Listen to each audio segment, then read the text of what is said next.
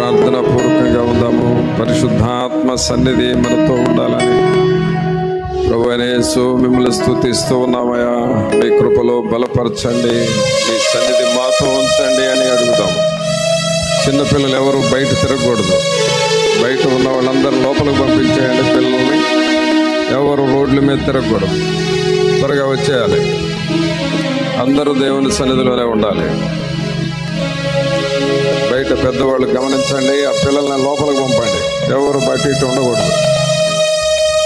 అందరము ప్రార్థనా పూర్వకంగా ప్రభా మీకు స్తోత్రాలు, మీకు వందనాలు ప్రభా అని అందరము ప్రభువుని స్తుతిద్దాము. తండ్రి దేవా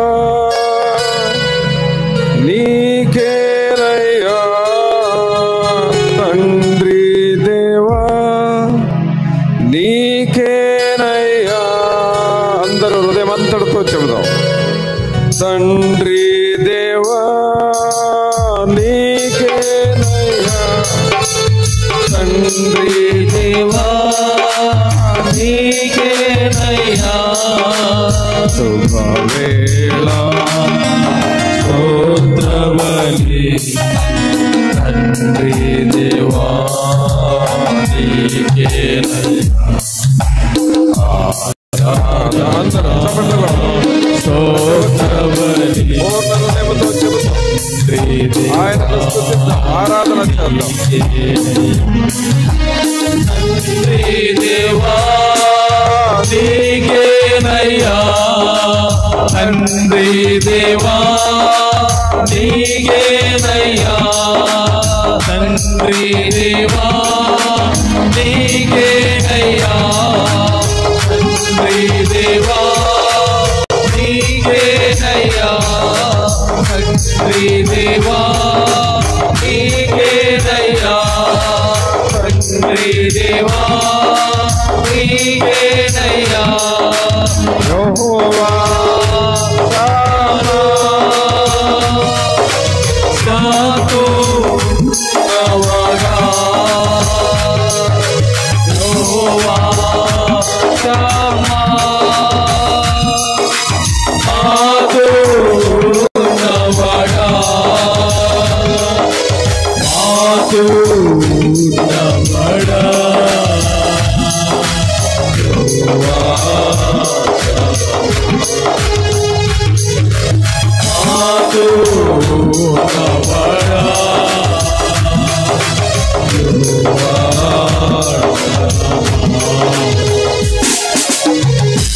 వేళా స్తోత్రబలి తండ్రి దేవా నీకేనయ్యా. ఆరాధన స్తోత్రబలి తండ్రి దేవా నీకేనయ్యా. తండ్రి దేవా నీకేనయ్యా, తండ్రి దేవా నీకేనయ్యా, తండ్రి దేవా నీకేనయ్యా, తండ్రి దేవా నీకేనయ్యా, తండ్రి దేవా నీకేనయ్యా, తండ్రి దేవా నీకేనయ్యా, తండ్రి దేవా నీకేనయ్యా, తండ్రి దేవా నీకేనయ్యా, తండ్రి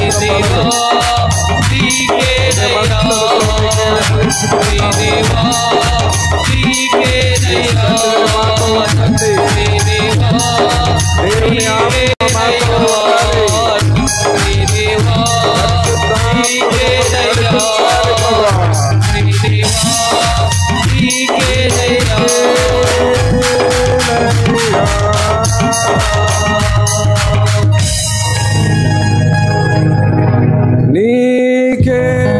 నీకేనయ్యా.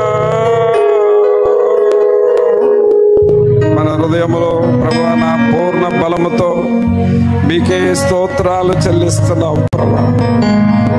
నా హృదయమంతటితో మిమ్మల్ని స్తుతించుకొనుచున్నాము. రక్షకుడా మీకు స్తోత్రాలు, మీకు వందనాలు ప్రభా. గనుడు అయిన మా ప్రభా మిమ్మల్ని స్తుతిస్తూ ఉన్నాము. మా జీవము మీకే, మా ఆరోగ్యము మీకే ఖర్చు చేస్తాం. సమస్తము మీకే అప్పగించుకొనుచున్నాము ప్రభువా.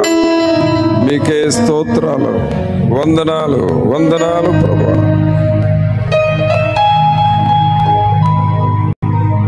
దేవుని జీవాత్మ అని పడుకుందాం. దేవుని జీవాత్మ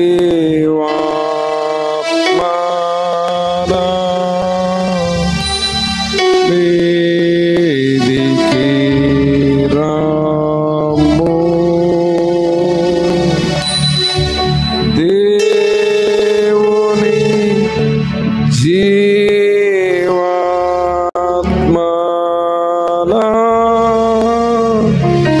మీదికి రాము. వేరాచు వంచు మాలాచు నింపు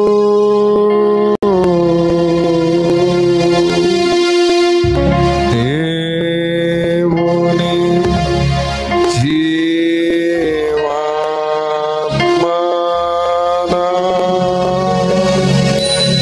మీదికి రాము.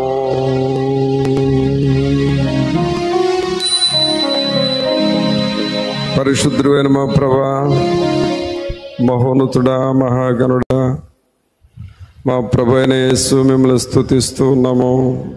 జీవాధిపతి, మీకు స్తోత్రాలు, మీకు వందనాలు. మమ్మల్ని ప్రేమించి మీరు మాకు ఇచ్చిన ఈ సమయాన్ని బట్టి మీకు వందనాలు చెల్లిస్తూ ఉన్నాము. ఇప్పటి వరకు పాటలతో ఆరాధన చేస్తూ మిమ్మల్ని స్తుతించుట కృప చూపారు, మీకు వందనాలు. మీ వాక్యము దగ్గరకు వస్తూ ఉన్నాం ప్రభా. మీ వాక్యము ద్వారా మాతో మీరు మాట్లాడండి. మీ దయలిగిన స్తవను మాతో ఉంచండి. పరిశుద్ధాత్ముడా, మీరు మాట్లాడినప్పుడు అవి మా ప్రాణములను సేద తీరుస్తూ ఉంటాయి కదా. మాకు ఆత్మ బలము వస్తుంది కదా. అట్టి కృపను మాకు మీరు దయచేయండి. మీ సన్నిధి మాతో ఉంచి మమ్మల్ని నడిపించమని యేసు నామమున అడుగుచున్నాము తండ్రి, ఆమేన్.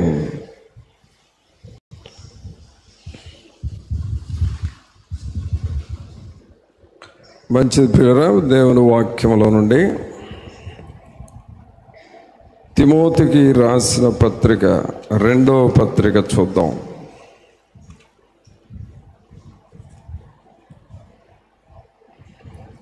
2వ తిమోతి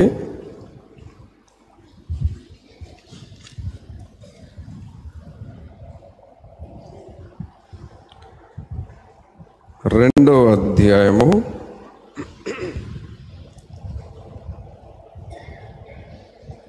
7వ వచనం చదువుదాం. 2వ తిమోతి 2వ అధ్యాయము 7వ వచనం. నేను చెప్పు మాటలు ఆలోచించుకొనుము. నేను చెప్పు మాటలు ఆలోచించుకొనుము. అన్ని విషయముల యందు ప్రభువు నీకు వివేకం అనుగ్రహించును. ప్రభువు నీకు వివేకం అనుగ్రహించును. మరలా ఒకసారి అందరము కలిసి మాటలు చదువుదాం. 7వ వచనం అందరూ చదవండి. నేను చెప్పు మాటలు ఆలోచించుకొనుము. అన్ని విషయముల యందు ప్రభువు నీకు వివేకం అనుగ్రహించును. ప్రభువును పిల్లరా, మనం ఈ చదివిన ఈ వాక్యము అపోస్తుడైన పౌలు గారు తిమోతికి రాస్తూ ఉన్నాడు.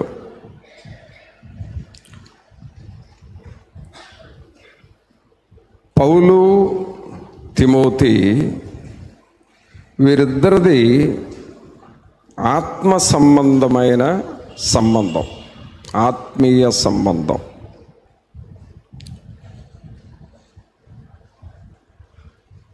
మీరు గమనించండి, శారీరక సంబంధం అనేది ఒకటి ఉంటుంది.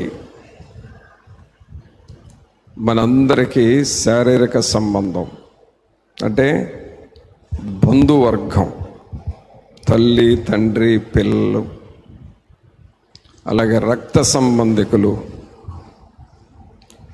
ఈ వరసలతో పిలుస్తాం చూడండి, పెదనాన్న అని, చిన్నాన్న అని, అవన్నీ శారీరక సంబంధాలు. బంధువర్గం ఇదొక సంబంధం. అయితే ఆత్మ సంబంధం అనేది మరొకటి ఉంది. ఇదేమిటంటే ఒక వ్యక్తిని దేవునిలోకి నడిపించటం, అలాగే వాళ్ళు రక్షణ పొందేటట్లుగా ప్రయాసపడటం, తర్వాత వారిని బాప్తిస్మంలోనికి నడపటం, తర్వాత వారు దేవుని కొరకు బ్రతికేలాగా చేయటం. ఇది ఆత్మ సంబంధం. శరీర సంబంధమైన బంధురికం ముఖ్యమే, కానీ ఆత్మ సంబంధమైన బంధురికం కూడా చాలా ముఖ్యం. ఎందుకంటే నీకు బంధువులు ఎంతమంది ఉన్నా వారు నిన్ను దేవుని దగ్గరికి నడిపించలేకపోవచ్చు. అప్పుడు ఆ బంధురికం వలన ఉపయోగం లేదు. కానీ ఆత్మ సంబంధమైన బంధుత్వం ఎలాంటిదంటే మనల్ని దేవునిలోకి నడిపిస్తూ రక్షణ మార్గంలో, ఆ తర్వాత పరలోక మార్గానికి మనల్ని నడిపిస్తూ ఉంటుంది. చాలామంది ఈ శరీర సంబంధమైన బంధుత్వానికి చాలా ప్రాముఖ్యత ఇస్తారు. మా వాళ్ళండి, మా బంధువులండి, మా అమ్మ తరపు వాళ్ళండి, మా నాన్న తరపు వాళ్ళండి అని కాసేపు తెగ పూసుకుంటారు, చాలా గొప్పగా చెప్పుకుంటారు. కానీ అది నిన్ను పరలోకానికి ఏమి తీసుకెళ్ళదు. మనం పరలోకానికి వెళ్ళే మార్గం ఏంటంటే ఆత్మ సంబంధమైన బంధుత్వం చాలా చాలా అవసరం. దీన్ని మనం మెయింటైన్ చేసుకోవాలి, దీనిని మనం కాపాడుకుంటూ ఉండాలి. ఈ ఆత్మ సంబంధమైన బంధుత్వం అనేది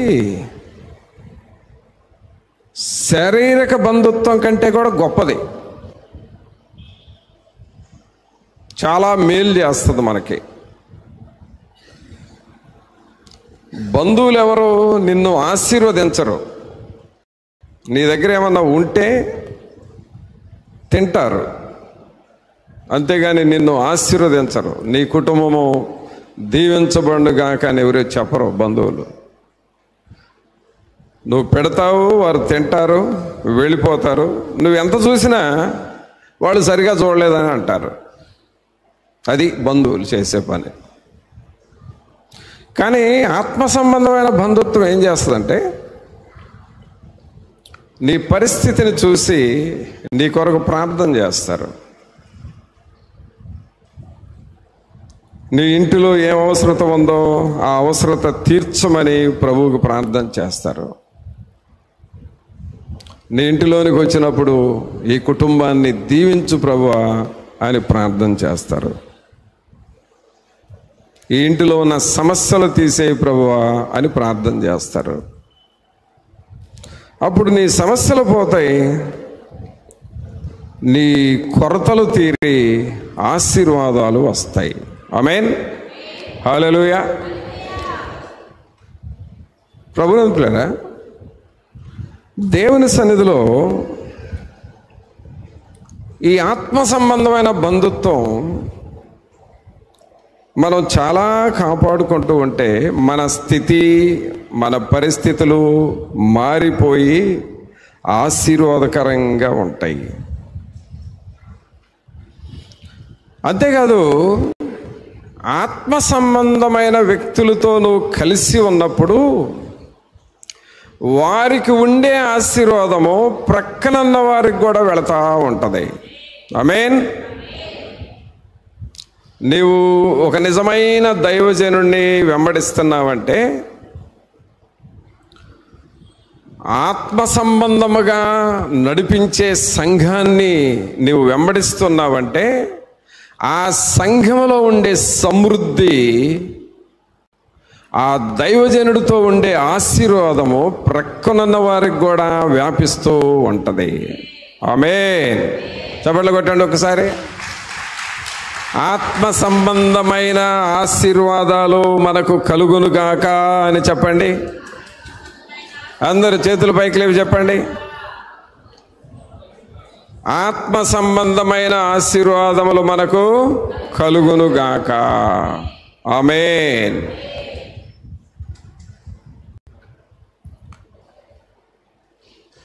కావున సహోదరుడా, సహోదరి, నువ్వు ఆలోచన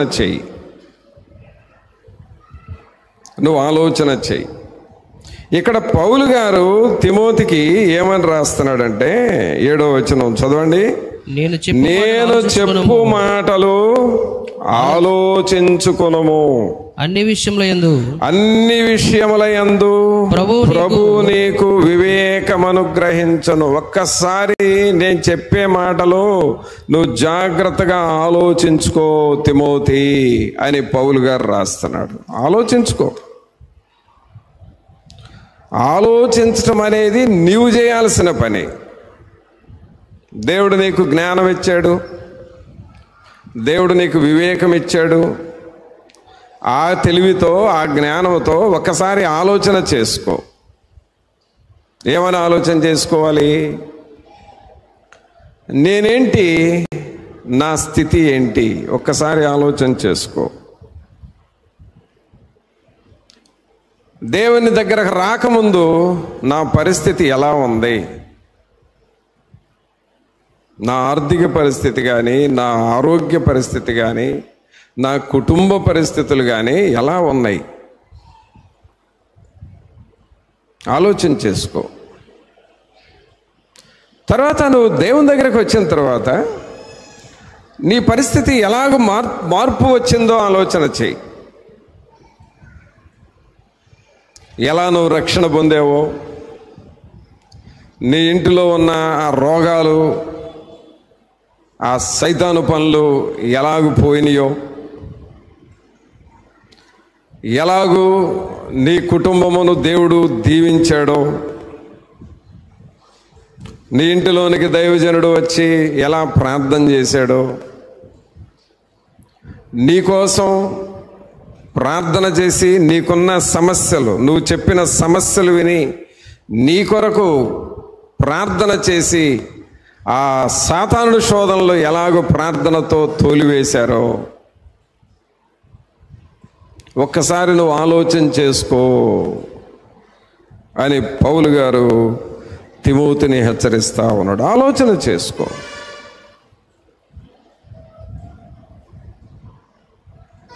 కొన్ని శోధనలో చనిపోబోయే పరిస్థితులు నీకు ఎదురైనాయి, కానీ ఆ టైంలో నీ కొరకు చేసిన ప్రార్థన నిన్ను కాపాడింది. నువ్వు ఇప్పుడు బ్రతికున్నావు, నీ పిల్లలు బ్రతికున్నారు. ఆలోచన చేసుకో.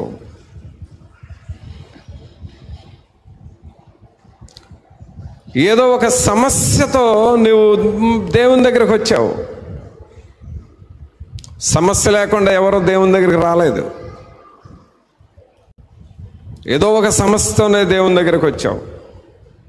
ఆ సమస్య కొరకు ప్రార్థన చేయగా అది ఎలా పోయిందో, ఆ తర్వాత దేవుడు నీకు ఏం చేశాడో, ఎలాగో నీకు రక్షణ ఇచ్చాడో, చనిపోతే బాగుండు అనుకున్న నిన్ను దేవుడు బ్రతికించి ఇంతకాలం ఎలా కాపాడుతూ వచ్చాడో ఆలోచన చెయ్యి.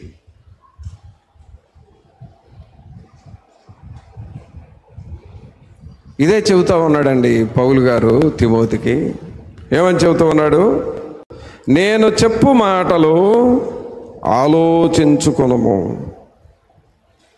అన్ని విషయముల యందు ప్రభువు నీకు వివేకం అనుగ్రహించును. ప్రభునందు పిల్లరా, నీవు సరి అయిన రీతిగా ఆలోచన చేస్తూ ఉంటే,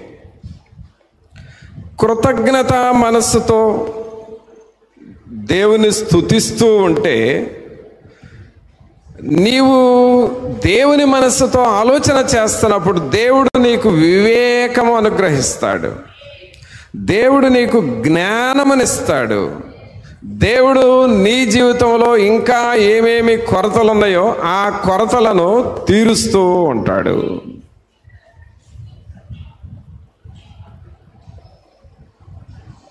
ఒకసారి ఆలోచన చేయి.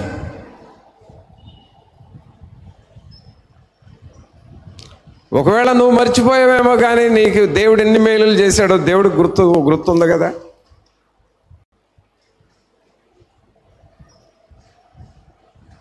నీవు మర్చిపోయి ప్రవర్తిస్తున్నావేమో, కానీ నీకెన్ని సమయాల్లో దేవుడు సహాయం చేశాడో దేవునికి అన్ని గుర్తే కదా.